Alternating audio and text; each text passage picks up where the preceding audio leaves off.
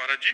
महाराज जी, मेरी दिनचर्या कुछ दिन तो सही से चलती है, पर फिर मन गिरा देता है और कभी कभी मन बहुत परेशान करता है महाराज। ब्रह्मचर्य की कमी। ब्रह्मचर्य संभालो, जो सोचोगे वही करने के लिए तुम बिल्कुल तत्पर हो जाओगे। हम लोगों का जो ढुलमुल स्वभाव है ना, वो ब्रह्मचर्यहीनता के कारण बन गया है। ब्रह्मचर्य के गंदे जो हीन करने वाले आचरण, उनको छोड़ो। अभी तुम नए बच्चे हो। महाराज जी, आपकी कृपा से 1 साल से ब्रह्मचर्य का पालन करने का प्रयास कर रहे हैं। हाँ, बहुत सुंदर। और अच्छे से प्रयास करो। हाँ, और अच्छे से प्रयास करो। और हट करके नियम पालन किया जाता है। मन कह रहा नहीं यार आज नहीं उठना, नहीं, तुरंत बिस्तर छोड़ दिया, तुरंत उठकर खड़े हो गए। हट करके जब नियम पालन किया जाता है तो हमारी दिनचर्या चलती है। अब सोचो, अपने 12:30 बजे के लगभग जगते हैं, 1:45 बजे रोड में आ जाते हैं। अब उस समय सोने का समय होता है और भगवान की ऐसी कृपा 70-80 हजार लोग खड़े होते हैं, रोज खड़े होते हैं। भाई किसी दिन तिथि त्योहार में हो तो बात अलग। कितनी अभी भारत में श्रद्धा है संतों के प्रति कि लोग आकर के घंटों खड़े रहते हैं। अब हम तो निकलते हैं, मान लो 1:45 बजे वहां से लिफ्ट से तो निकले, तो घंटों पहले से खड़े, और खड़े खड़े केवल इतना, हम ऐसे गए ऐसे निकलते हुए जा रहे, बस इतना देख लिया। कितनी भारी श्रद्धा है। हम तो प्रणाम करते हैं उन लोगों को, लड़का बच्चा बूढ़े माई दाई सब। और कृष्णा शरणम से लेकर राधा केली कुंज के दरवाजे तक पूरी लाइनें लगी रहती है। तो यदि हम नियम निष्ठा के लिए कड़ा स्वभाव बनाए तो हम पार कर सकते हैं। नहीं तो मन ढुलमुल तो है ही। फिर वो 4 दिन भजन करेगा, इसके बाद 2 दिन मनोरंजन करेगा, फिर भजन करेगा, फिर वो मनोरंजन वाला रोक दो उसको और भजन वाला चला दो, तो आगे चल करके बहुत अच्छे बच्चा बन जाओगे। ठीक है, खान पान पवित्र रखो। मोबाइल रखते हो, गंदी बात मत देखना। वो टच वाला मोबाइल है, हाँ, गंदी बात मत। गेम मत खेलना, गंदी बातें मत देखना, गंदे बच्चों का संग मत करना, तो बढ़िया आगे बढ़ जाओगे। नहीं तो मोबाइल में गंदी बातें देखोगे, गंदे बच्चों का संग करोगे, तो सब बेकार की बातें हो जाएंगी। ठीक है। अभिषेक जी, राधे राधे महाराज जी। महाराज जी, मेहनत और भाग्य में कौन सबसे बड़ा है? ये तो तुम्हारी मेहनत बताएगी और तुम्हारा भाग्य बताएगा। अगर प्रारब्ध पीछे का बहुत जोर का है तो तुम्हारी मेहनत कितनी भी जोर की हो, सफल नहीं हो सकती। अगर प्रारब्ध कमजोर और मेहनत जोर की है तो प्रारब्ध को रौंद के निकल जाएगा। लेकिन वो मेहनत होगा भजन। जो प्रारब्ध को रौंद सके वो होगा भगवान का भजन। नहीं तो प्रारब्ध को मिटाने के लिए प्राकृतिक कर्मों के द्वारा प्रारब्ध नहीं मिटाया जा सकता। वो सच्चिदानंद भगवान की आराधना करके प्रारब्ध मिटाया जा सकता है। नहीं तो प्रारब्ध इतना बलवान होता है कि कोई देखो कितना भी पढ़ा लिखा हो, ग्रेजुएट है, नौकरी के लिए घूम रहा है, हर जगह असफल हो जाता है। उसका प्रारब्ध बहुत जोरदार है जो उसको गिरा रहा है।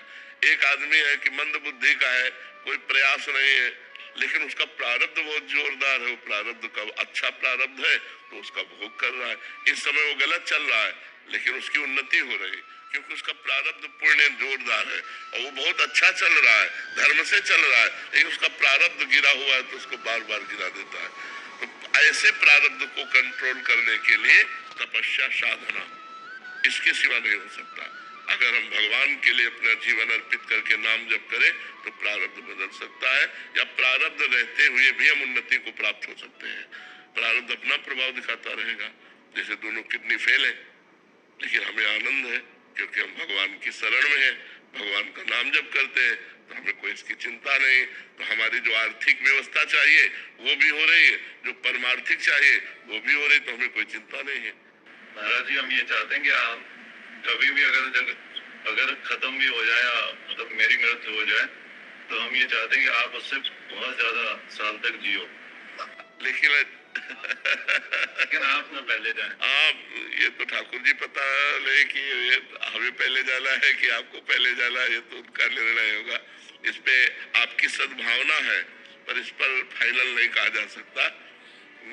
सुनो भरत भावी प्रबल, भावी माने वही प्रारब्ध। सुनो भरत भावी प्रबल, बिलख कहो मुनिनाथ, हानि लाभ जीवन मरण जस अपजस विधि हाथ, ये उनके हाथ में है। कि वो कब कहाँ किसका कैसा, पर हमें लगता है कि आप बहुत पवित्र हृदय के हैं। जो इस समय लाभ लेना उसे ले लो, जो उपदेश सुन रहे हो उसके अनुसार अपने आचरण बनाओ और नाम जप करो और निकल चलो इस असत संसार से भगवान के चरणों की तरफ बढ़ो आगे ना। हाँ, संत संग का यही फल है कि संसार का असत संग त्याग करके भगवान की प्राप्ति कर ली जाए। साधु समागम का यही फल है कि हमें भगवान प्यारे लगने लगे, उनका नाम प्रिय लगने लगे, गंदे आचरणों से घृणा होने लगे, तो समझो संत समागम हुआ है। तो बड़ा सुंदर भाव आपका है, इस भाव का लाभ लो, भगवान का नाम जप करो और जीवन को पवित्र बना लो। जीवन को अपवित्र न होने पावे, कलंकित न होने पावे, कोई ऐसे गंदे कार्य न हो जिससे खुद जलो और अपने प्रियजनों को जलना पड़े। ऐसे आचरण करो कि आप सुखी रहो और आपके संबंधी भी सुखी रहे। टीना जी जयपुर से। राधे राधे। राधे राधे महाराज जी। महाराज जी, क्या आप मुझे अपने जीवन के अनुभव से कुछ सीख दे सकते हैं? अपनी असफलता को कैसे स्वीकार करके हम सफलता के मार्ग पर आगे बढ़े?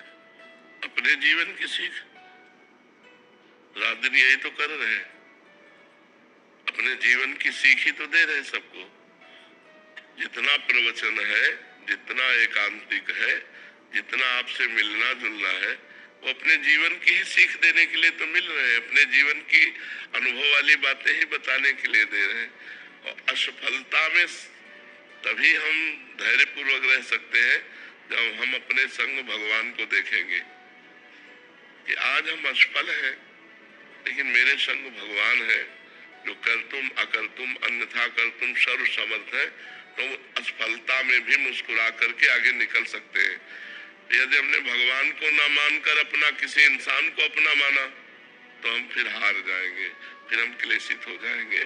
अगर भारी से भारी असफलता है, देखो भक्तों के चरित्र पढ़ के देखो, भारी से भारी विपत्ति है, असफलता है, लेकिन वो भगवान को अपना माने हुए है। एक दिन वो असफलता को रौंदते हुए सफलता में पहुंच जाते हैं। कई कई दिन सुदामा जी को भोजन नहीं मिलता, लेकिन श्री कृष्ण को अपना मानते हैं, तो एक दिन जैसी द्वारिकापुरी वैसे ही सुदामापुरी की रचना हुई कि नहीं हुई। कितने ऐसे भक्तों के पावन चरित्र हैं। तो हमें लगता है यदि हम भगवान को अपने संग रखें तो भारी से भारी असफलता भी हम सहज में पार कर सकते हैं। जैसे आपने हमारे अनुभव के विषय में पूछा, तो बचपन से लेकर जीवन भर हम कष्ट भोगते रहे, अब भी भोग रहे हैं, कितनी परेशानियां हैं, लेकिन आपको कहते हैं 100% हम आनंद में रहते हैं। मतलब 99 नहीं, 100% हर समय हम आनंद में रहते हैं। अब ये प्रसन्नता अगर भगवान न हो तो नहीं टिक सकती, क्योंकि फिर तो परेशान हो जाए। न रुपए की चाह है, न जीने की चाह है, न दुख की परवाह है, क्योंकि हमारे साथ प्रियाजू है, हमारे साथ श्रीजू है, लाडली लाल है। तो लाडली लाल होने के कारण नहीं तो ऐसे ऐसे कष्ट रहे हैं, कई कई दिन भोजन नहीं, जैसे काशी के घाटों में है ना, कई कई दिन भोजन नहीं, गर्मी भीषण पड़ रही है, रात्रि में शयन करो घाट में तो 2 बजे रात्रि तक तो वो बिल्कुल आग जैसे तपते हैं पत्थर, और 2 बजे उठ के बैठ जाना है, फिर नहा करके काशी विश्वनाथ जी को जल चढ़ाना, अपनी दिनचर्या करना। हर कष्ट में, हर दुख में, हर विपत्ति में, हर असुविधा में एक अपार सुख की झलक मिलती थी, क्योंकि भगवान से जुड़े हुए ना, तो उसी के कारण हर दुख को पार कर गए, हर कष्ट को पार कर गए, हर भय को पार कर गए। तो जो भी दुख भय चिंता शोक से पार होना चाहे वो भगवान को अपना साथी बना ले। आज के 15 वर्ष वाले प्रेमानंद से मिलते तो ये जो स्वरूप देख रहे हो ना, आप पहचान ही नहीं सकती कि वो बाबा ये बाबा है। यहाँ से फटी मार के झोली, एक कमंडल, कुशासन में शयन करना, भिक्षा के द्वारा उदर पोषण करना, किसी भी से बात न करना, 1 रुपया पास नहीं, हर अव्यवस्था को सुखपूर्वक सहा है। तो हर सफलता को असफलता में माया बदल देती है, और हर असफलता को सफलता में भगवान बदल देते हैं। तो हम माया का संग न करके भगवान का संग करें। राज जी ग्वालियर से। महाराज जी श्री हरिवंश। महाराज जी, सत्संग सुनने का आधार श्रवण, चिंतन और मनन है। महाराज जी, श्रवण और चिंतन निरंतर हो रहा है, परंतु मनन पर पूर्ण रूप से अड़े। श्रवण निरंतर नहीं होता, चिंतन और मनन निरंतर होता है। श्रवण तो कुछ समय के लिए होता है ना। श्रवण निरंतर नहीं होता, श्रवण कुछ समय होता है और उसका चिंतन और मनन ये निरंतर होता है। और उसका भी निरंतर चिंतन मनन नहीं होता, क्योंकि श्रवण जितना किया उसका कुछ क्षण तो चिंतन होगा, फिर विषय चिंतन होने लगेगा। इसलिए हमको नाम लाना चाहिए बीच में, नाम का निरंतर सुमिरन होना चाहिए। जो भगवान का नाम है वो निरंतर पकड़े रहे, और जब श्रवण कर रहे तो श्रवण पर चित्त वृत्ति लगा दी, फिर उसी का मनन कर रहे। मनन और चिंतन एक ही बात है, मनन और चिंतन एक ही बात है, इसमें कोई अंतर नहीं है।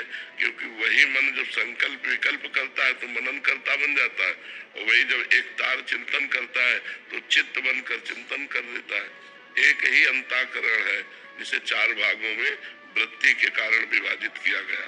संकल्प विकल्प के कारण मन कहा गया, निश्चय करने के कारण बुद्धि कहा गया, चिंतन करने के कारण चित्त कहा गया, और क्रिया को स्वीकार करने के कारण अहंकार कहा गया। तो एक ही मन चार भागों में हो गया, मन बुद्धि चित्त अहंकार, ये अंतःकरण एक ही है। तो जो बुद्धि वृत्ति है वो जब निश्चय कर लेती है परमात्मा सत्य है और उसकी प्राप्ति ही परम लक्ष्य है, तब हमारा चिंतन शुरू हो जाता है। और चिंतन वो जो एक तार हो, अभी चिंतन एक तार नहीं होता, वो विक्षेप पड़ता है, तो विषय के कारण पड़ता है। जो विषय सुख की हमारे अंदर लालसा है भोगने की, उधर हमारी चित्त वृत्ति चली जाती है।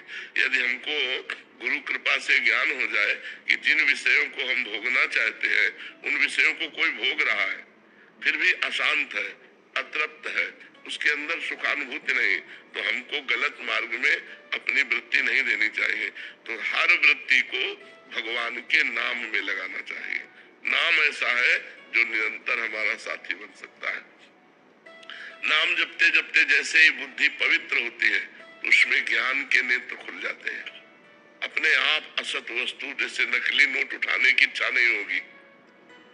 अपने को पता है नकली नोट पड़े हैं, उठाने की इच्छा नहीं होगी। ऐसे ये संसार के हर सुख नकली है, माया के द्वारा रचित है, स्वाप्निक है। स्वाप्निक माने नकली।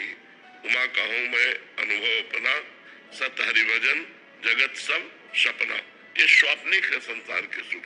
तो जब ये ज्ञान हो जाएगा, प्रवचन कर लेना, सुन लेना ये अलग बात है, इसका अनुभव होना, तब हमारा मन इनसे हट करके एक तार भगवान की तरफ जाने लगेगा। तो हमको हट करके नाम जप में निरंतरता बनानी है। बिना हट के मन नहीं मानता। हमें सुख मिले ना मिले, हमें लाभ मिले ना मिले, हमें शांति मिले ना मिले, हमको हट करके नाम जप करना है। जब ऐसा कोई हठी नाम जप करता है तो नाम जप का फिर अभ्यास बन जाता है, और जब नाम जप चलता है तो फिर आनंद की धारा खुलती है। जो चाहे वो प्राप्त कर सकता है, ऐसा नाम रूपी धन है। बिना नाम धन के कोई भी आध्यात्मिक उन्नति नहीं हो सकती, चाहे किसी भी मार्ग का पथिक हो, उसको नाम जप करना ही पड़ेगा। समझ रहे हैं?